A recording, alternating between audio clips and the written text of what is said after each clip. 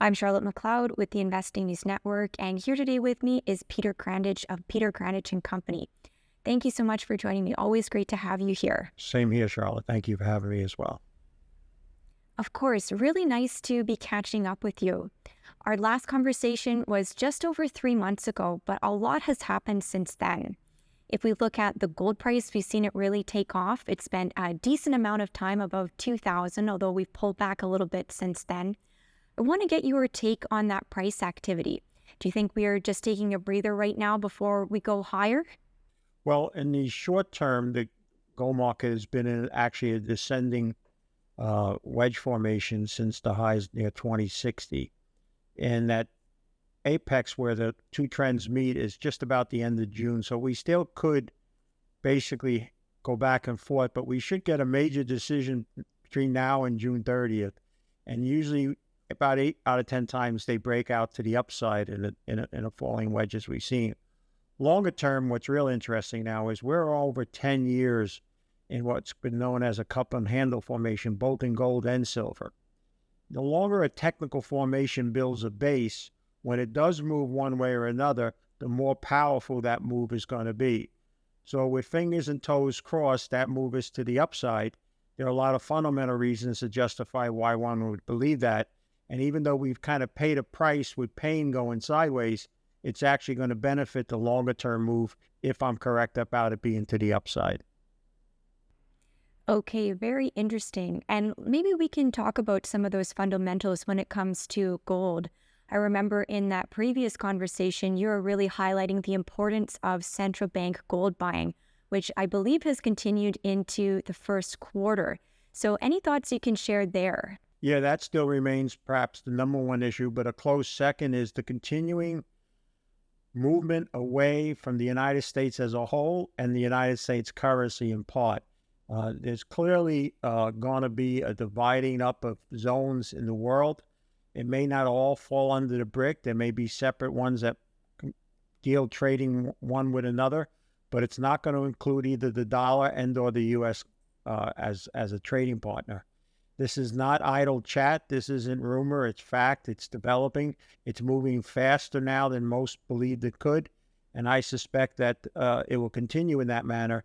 And that is another very long-term bullish factor for the gold because the dollar going higher is always pretty much a negative for gold. And that I believe is seeing its best days. So between the both of them and other reasons, geopolitical and others, the argument for gold still remains very, very strong. And let me just point this out to you. What happens in the paper market doesn't spill over to the physical market. When we have these raid days or we have these big one-day down days, if you talk to dealers, they'll tell you, no, it wasn't that a bunch of people called up and wanted to sell and we had to sell into the market. Actually, the opposite happens. When we have those hard down days, people step up and be buyers.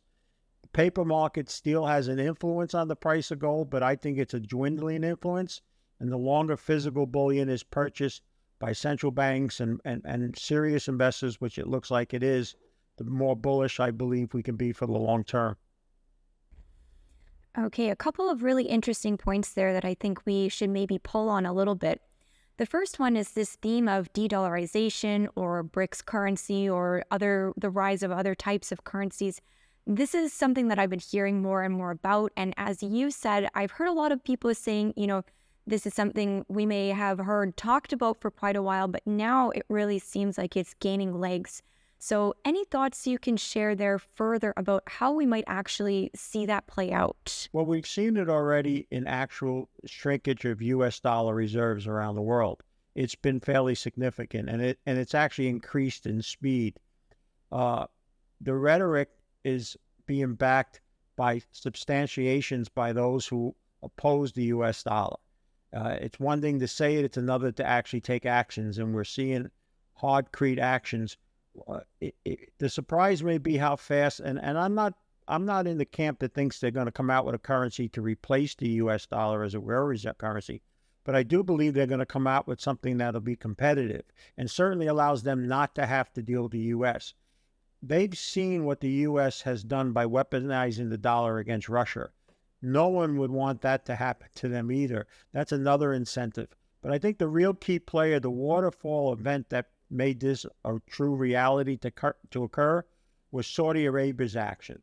Saudi Arabia to openly speak about joining that group and also basically make peace with its was a far more enemy than we could have ever been considered, Iran, and who's also all in that group, in the new trading group, is just further evidence that this is a reality coming to bear. The other thing that I was interested in that you just were talking about right now is the lessening influence of the paper market when it comes to gold. I'm curious as to what you see as being behind that. Well, we still don't see I can't speak for Canadians because I don't have really any actions into Canadians at this point. But in the U.S. market, where I'm still active in a planning group, we still see the retail investor, the typical retail investor, having no exposure or little exposure to gold. And if they do, it's through some sort of paper way. It's not an actual physical ownership. Yet, dealers in the U.S. are reporting tremendous buying. We're seeing certain mints run out of certain.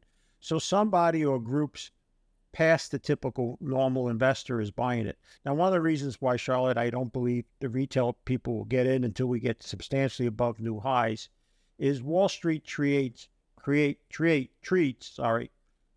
like kryptonite. It is not something we're ever going to turn on and see mainstream Wall Street or the typical financial networks speaking more than a minute or two about it, because it flies in the face of what they do make their living off, financial assets.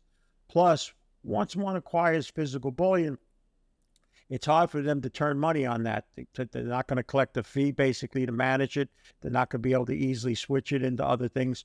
So it's not a product that the typical Wall Street person wants, but clearly we're seeing large-scale physical buy-in. So people either in the know or highly speculative or seems to be, in my view, ahead of the typical crowd, accumulating, recognizing some of the things we just discussed, most importantly about the likely downfall of the dollar and the U.S. as the ultimate superior, nobody even close country in the world anymore. And I'm curious also about, something that's happened since we last spoke is the banking crisis in the U.S. How do you think that plays into gold buying? And also, what do you think is coming next there? Because I think people are looking at this situation and they're wondering, is there more to come? Well, I think it aided it. There's no question. Listen, one of the things that they talked about, if they ever do it, I think would be one of the most bullish things ever for gold. There was some chatter at the height of the fear that this could be a contango that would really cause a problem, was that they were going to insure all deposits. Now, the main reason people have to understand why there was 100 and then moved up to 250,000 insurance was to give the small investor who doesn't have millions upon millions of dollars peace of mind, instead of keeping the money under the bed, under the pillow, to put it in the bank. But if we start to insure all depositors, if I'm a bank officer, I would say to my committee, hey, it doesn't matter what we do. Let's take whatever chances we have to. The worst case scenario is the government has to bail out our depositors. So I think that'd be a very poor decision. But I think the bigger issue now that's related to the banking, it's what's developing in the commercial real estate market, and particularly office space. We are seeing just all over major cities, office space being abandoned or sold for far less than was even originally purchased years ago. And that also plays into what's happening in the major cities, as well as people not going into major cities, leaving them, the lawlessness and what have you. But the next problem for banks, if there is going to be, and that'll be for the small regionals, is the commercial real estate loans. A couple $1 trillion, I believe, are due in the next 12 months or so. And it's going to be very hard. We deal, just on a side note, in another business of mine, is a planning group. And a lot of our clients are small to mid-sized businesses around the country. And what they've all said to a T since the banking crisis is their banker isn't as available as they once were, and the ability to get credit or renegotiate loans, they've tightened dramatically. And they have to, because the regional small banks are not going to be bailed out in the same way as the majors were. The majors have a sense, the JP Morgans, what have you, have become too big to fail, but not the local regionals. I think you're always really good at relating how these big events affect individuals. So I wonder if you have any thoughts that you could share there on the banking crisis and what it may mean for, each person. What's not talked about, and it's sad, again, because I deal with a lot of them, the small business owner in America has been the backbone for the economy for a couple hundred years. It's nice to hear about all the big things the major corporations doing, especially you listen to a financial network, but it's mom and pop and small entrepreneur people who've been the backbone. And to a T, and all surveys back it up, never has it been more difficult for them to be a small business owner. A lot have under tremendous pressures, whether it's labor shortages, outrageous cost increases that they can't pass on, a whole lot of host things. So if the stock market, which it really isn't anymore, and I'll explain in a second, but if the stock market is a place where you buy and sell part ownerships of businesses, and the key to businesses are small businesses, and they're having a tough time, then you really shouldn't be that bullish on the stock market. The trouble is, Charlotte, 40 years ago when I first entered Wall Street, 90% of the trading was retail. Now, over half the trading is in passive funds that don't even trade. And the remaining half, about 75 to 80% of that, is some computer-driven programming, whether it's using algorithms or various strategies or straddles and all. A lot of those people implementing those programs, they don't even know the name of the company or the president or CEO or what they do, and they don't care. So it has changed in that regard. And I think that's a concern for the people that are still investing like it was 20 or 30 years ago. This is not your mom and dad's market anymore. This is a high-tech casino-like operation that at times can have a major burnout and can cause a lot of problems for a lot of people if the machines and all suddenly don't do what they were supposed to do. It was very easy when it was one way going up.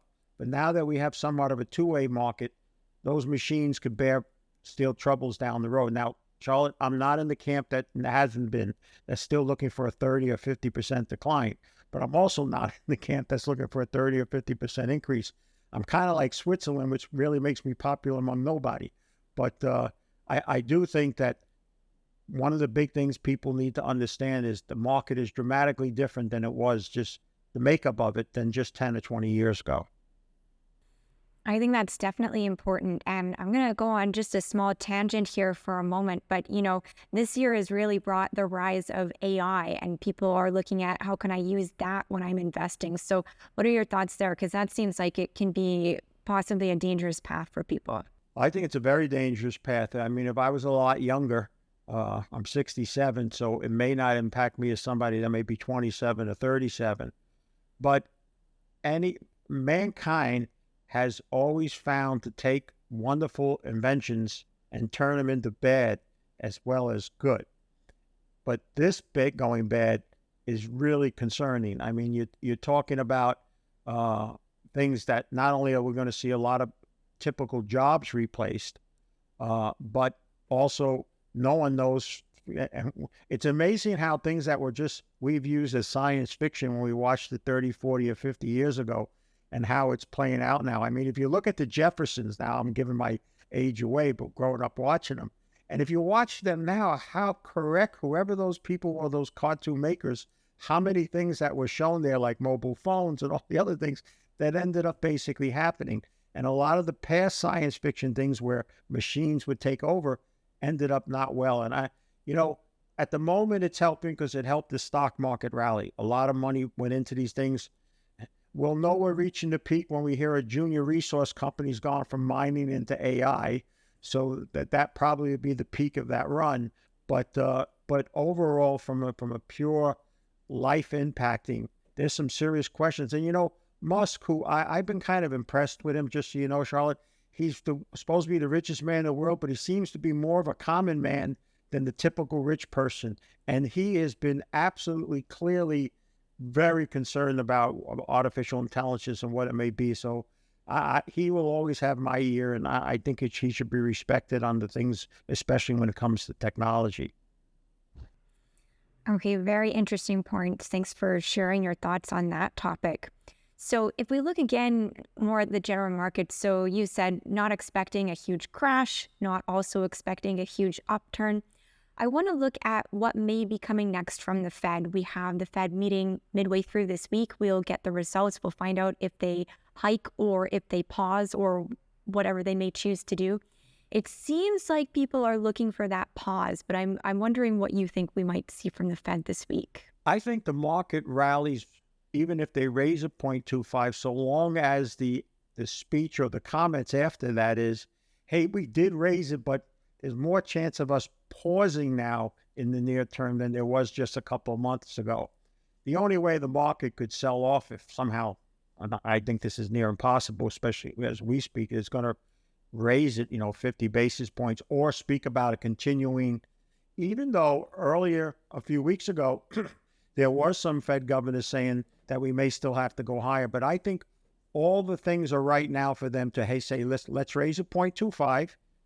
We help show that we're still mindful and all. But let's also put out wording, because the BLS are the greatest magicians since anybody that's ever played in Vegas. What they've been able to do with the monthly employment numbers. Listen, I know economists can be wrong, but they're just not wrong 14 months in a row. And that's how badly the BLS monthly number has been missed. And the reason is they've done such massaging of seasonals and other factors. And when you see the household survey have such a discrepancy from their employment numbers, I think when we had the weekly jobless claims and other factors, I think the next surprise will be a suddenly weakening in the employment numbers. I think these numbers were overstated and they'll eventually show up months later. And that'll play into the Fed's hand of not having to continually keep their foot on the brakes. Now, what I think the mistake would be is, but the don't worry, be happy crowd will talk about it, is that they're going to go from tightening to suddenly loosening. And that I don't think is happening. I clearly would bet that there's no cut, barring something totally unforeseen in the world in the year this year. The earliest possible cut, and that's if there's a fairly significant recession, which is still questionable, would be in 2024. But I do think we're going to get a pause or a stronger indication that a pause is coming. Okay, and since you mentioned recession, let's get your thoughts on that as well. I'm curious as to what you see coming, because we did earlier this year have the Fed admit, okay, maybe we will get a small recession this year. How are you seeing it? I think two things are important in my book. The first here in America is, what will be the extent of the commercial real estate market, the loans and everything about it, and how will that spill over into the day-to-day economy? The other, and I think as equally as important, is China is on the fence now economically. Both camps have good arguments. There's a camp that says, no, they're recovering, the worst is behind them. They may not go back to 9%, but they have the ability to ease a lot. They don't have a lot of inflation, this, that, the other. Then there's a camp that's saying, boy, China has not only seen its best days, but they got some serious problems, and their caving could really take the world down with them. So what I like to say to people right now is watch China, because how China goes over the next 6-12 months, I can tell you pretty well sure that's how the world economy would go. So I think watching China and also watching our commercial real estate market over the next few months will go a long way to be able to tell us whether we're going to have any recession, and if we do, how deep it may be. Okay, I think that makes a lot of sense. So those are some points for us to watch.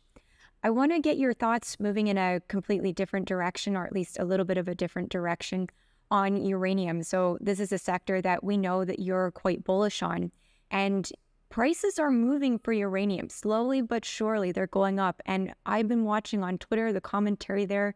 It looks like people are getting a little bit excited.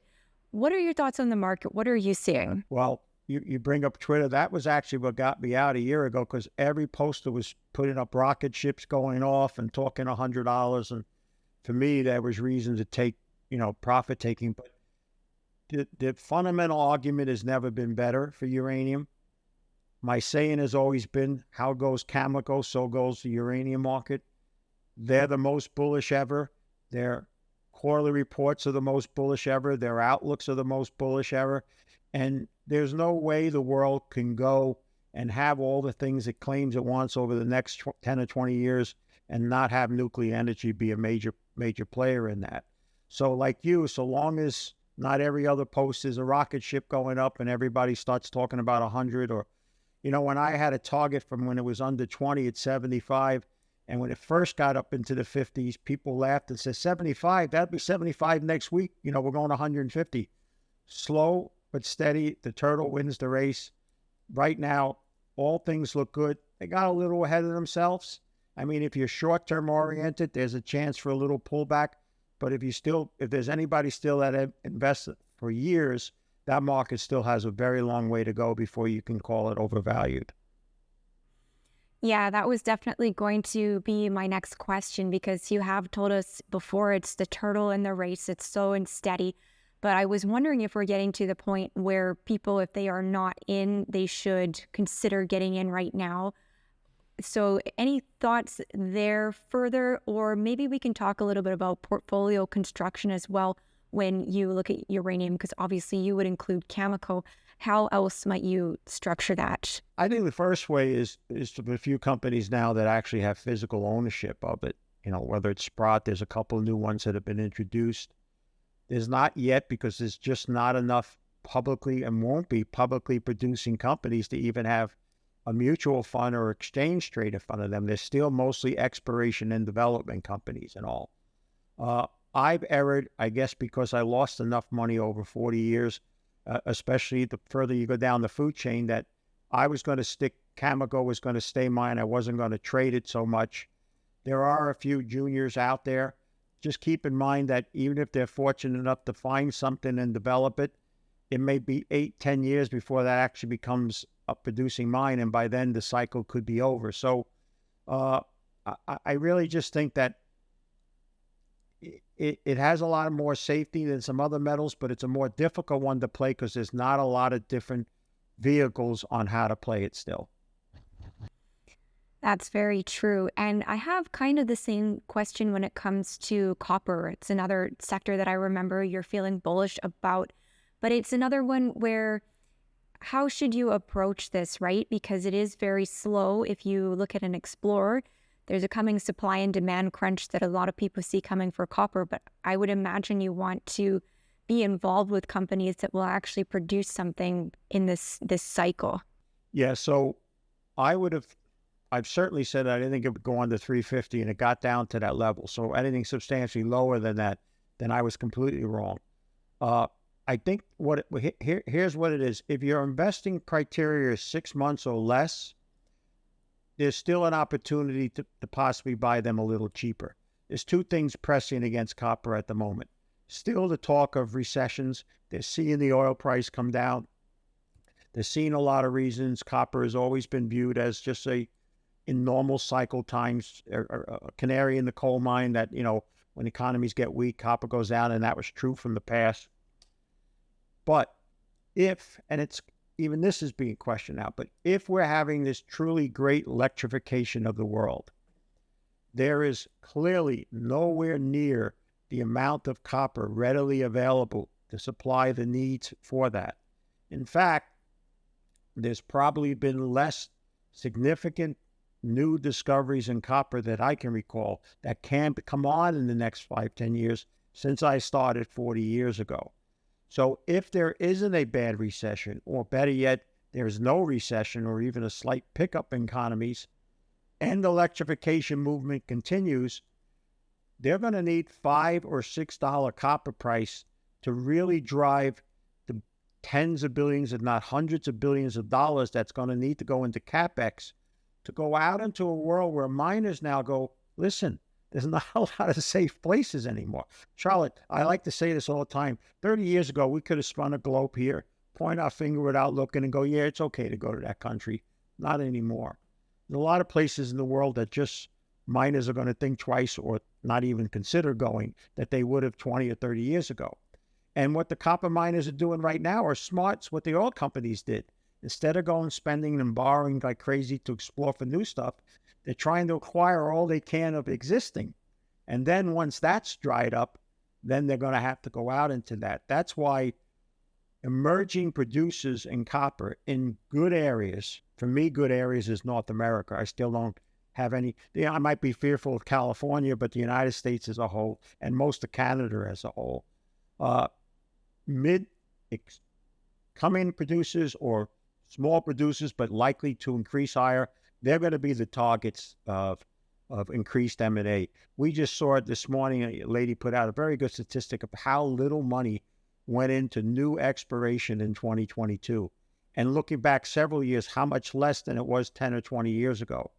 And suddenly the world's going to wake up and go, yeah, we want all this stuff, but we don't have the metals to deliver on it. And that's probably when we get the explosion that we've all been waiting for in mining shares and metal prices. It makes a lot of sense. And going back to when you were first answering that question, you said if the electrification story ends up happening. So I'm curious by what you meant by that. What threats are you seeing there? I don't know if I'm ever buying an electrical car, to tell you the truth. So long as I think there'll be gas, maybe, and I'm old fashioned, younger people think different than that. But we are starting to hear rumblings of not everybody's satisfied. There's a lot more issues with the cars themselves. The cost, which nobody thought of, if a battery goes, it's not a couple $100. The ability to deliver electricity. Think about this, Charlotte.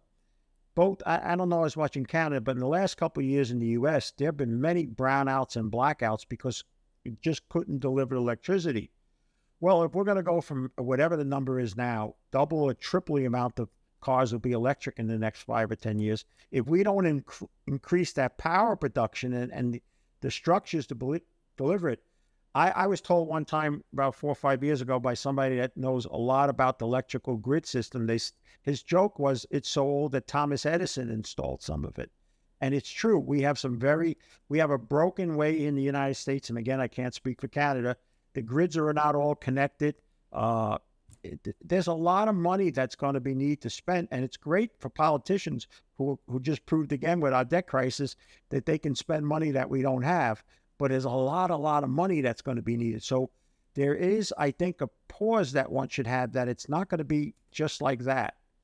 But even if it's not just like that, it's clearly made a bet it's moving to more like that. And even if it's just more like that, there's going to be a great need for copper and other type of, phosphates to go along with the lithium, things of that nature for the batteries and all. So but you need to keep that in the back of your mind. It may not happen as fast or as big as everybody thought just a year or two ago. Right. Okay. That makes a lot of sense. And I know for some people, because of that type of trend, they're now looking a little bit more closely at oil and gas or even coal and seeing opportunity there because people are trying to abandon them faster than they actually can. So do you see opportunity in those areas as well during this transition time? So when the Russian crisis started and oil was well over 100, what little knowledge I had, and I said to people, listen, this is a great price. If you own them, get out. This is the best it can be. But now we're getting to the other side with it. The pendulum is swinging to where it's starting to get really attractive again. Now that's because, there's great concern about recession still, that the Saudis didn't get more than a day or so bounce on their latest news, and natural gas, is completely collapsed again. But what's crazy about this is, here in the United States, we went from totally independent for the first time in decades to having to send a guy over to kind of beg and kind of PO the Saudis. And then we're selling off our strategic reserve, which should be there. We should be building it, not selling it, in case there is another shortage. So I believe there's another energy crisis coming. You made a very good point. People have abandoned the thought that suddenly no one's going to need this, and it's not true. Especially outside of a few major countries, there are countries that just aren't going to be able to switch like that. And so, if I'm a major oil company right now, why do I want to go out and spend billions to find new oil fields when I'm being punished in every simple way by my government? I'm being called the bad person. You're taking away my ability to explore. You want to charge me extra because I make profits and I ran my business well. All of that. Let's just stick with what we have. Why do we got to go out and find any new stuff? So there's going to be another energy crisis, and probably on another 10 or so percent pullback. I think it's going to be time to look back at those type of investments. I certainly don't think they're overpriced anymore. So if you're willing to give up being a little bit early, that's a type of market that maybe needs to be revisited at this point. right? It seems like we're heading toward kind of a bad mix of situations where countries want to become energy independent, for example, but they also don't want to spend money on exploring within themselves for those resources. So it seems like a bad match up there. Yeah, and eh, the self-sufficiencies, take Canada. Canada really has, forgetting all the political stuff for moments, it could be self-sufficient on natural resources. There's enough energy and water and land to grow food and things of that nature at all. The problem is that certain countries now are seeing a big marked increase in immigration and what have you, and no one's thinking about, how do we service these people here in the United States? The one of the most untalked about story, and it's something that my wife and I do in our personal life. We work a lot with food banks. The amount of people that are appearing at food banks now, and the level of where they work has increased dramatically. So it's no longer just somebody really on hard times or, work at very middle class working people. They're 2/3 of Americans are working paycheck to paycheck. So any little swing impacts their line. We saw a tremendous increase in people borrowing and using their credit card to pay for necessities like food. It's a story that doesn't get a lot of press, I guess, because it's not something the typical Wall Street firms are going to talk about. But the underlying economy which most people live in is impacting that, and it's only getting worse. And it'll bring in a social issue among other social issues. And I'll just add, what will rival our debt crisis in the United States is the coming retirement crisis. You cannot have 2/3 of Americans working paycheck to paycheck and expect them to enter a retirement phase. They're not going to have the ability to save enough money to do that. That's a problem that's for down the road, but that road is getting closer by the day. But that maybe we'll talk about another time. Yeah, I think that's a great one to save for another time. We could have a whole discussion just around that. And as we are finishing up a little bit here, I have a couple of questions on the juniors. So we've talked before about the challenges that the juniors face. They face a lack of interest from generalist investors. It's hard for them to get money. They have long time horizons. They aren't able, as you've told us before, to market themselves as effectively as they could. So I'm wondering, what do you want to see them doing? How can they address those issues? And when you're looking at companies that you're considering, what do you want to see? So we were having a great conversation. If you could have stopped here and not talk about juniors, I would have been real happy. I'm so sorry. But I will talk to you. I just literally just wrote a couple of days ago a commentary called Junior Resource Stocks, Goodbye or Goodbye. There are a lot of reasons why they have challenges, but let me discuss the two here that are most important. The biggest single one is this. A junior resource company 10 or 20 years ago marketed their wares mostly through retail financial advisors or stockbrokers, what we called 20 or 30 years ago. And there were thousands, if not tens of thousands, in Canada and the US, whose book of business each day was buying and selling individual stocks, and several of them specialized in resource stocks. So if the junior was able to get he or she interested in their company, they got their 100, 200, 400, 500 clients interested. Those are dinosaurs. There may be a handful of financial advisors still doing that, but each day there's less and less. So now that same junior company or same type of junior company has to get to if those end users still exist, has to get to them in a different avenue or more direct, not in one big punch with a hand that the broker had. The second issue that they have challenging is regulatory. In the United States, if it doesn't trade on the major NASDAQ or the New York Stock Exchange, even discount brokers aren't allowing retail people to buy that stock, even though it has an OTC symbol. And then the regulators who oversee the exchanges, they basically said to a junior, you can't say anything that's sizzle. Well, the only thing a junior normally has is sizzle. It has a lot of hope. It's hoping it found something there, it's hoping it found something there. So their ability to sell their wares, and that doesn't mean that they're selling anything wrong, it's just to conduct their business, has changed dramatically, and none of it's been for the better. So with all of that, discount commissions where people can now trade for little or no. So you used to buy maybe cost you a couple $100 to buy your position that you were buying in a junior. Now it's cost you nothing or $5. People tend to trade them more as well now. And the competition. the cannabis, the cryptocurrencies where a lot of money is gone, it's disappeared, it's been lost. That was areas that might have seen a good sum of that money flow into the junior resource market. So it's the most challenging time. And that's one of the reasons why I think there's such a discrepancy and why they're so low price compared to where the metals are. And I think it's going to take metals making new highs, gold getting above its old high, being on regular financial newses that'll bring some people back. We haven't seen really marked increases in the number of mutual funds or fund managers that invest in juniors. The real challenge is if they're not in an exchange traded fund, they almost can't get any institutional interest now. So there's it's a lot tougher for a junior resource company, all things being equal, all of them still saying that they're going out trying to do an honest day's work, than it was 20 or 30 years ago. Okay, well, sorry to hit on that point, but I think these are really valuable insights for people because I know many of our audience may be out there looking at their portfolios and wondering what is going on with the metals prices, really doing quite well in many cases and still waiting. So But makes a let me lot of just say this sense. so they know. There is one person from the financial advisory side who clearly admits they're in the same boat. You may not know that by reading or listening to a lot of these folks that still do this stuff, but I'm in that same book too. If you would have had this interview 6 months ago, I would have told you there's no way the junior market's going lower, but it has. And that's why I had to write the report, because either they rung a bell and I didn't hear it and it's all over, or it is as compelling as it's ever been in 40 years, and I'm hoping it's the latter. Okay. So it is a good buy, as in good to buy right now instead of goodbye, Please, God. please.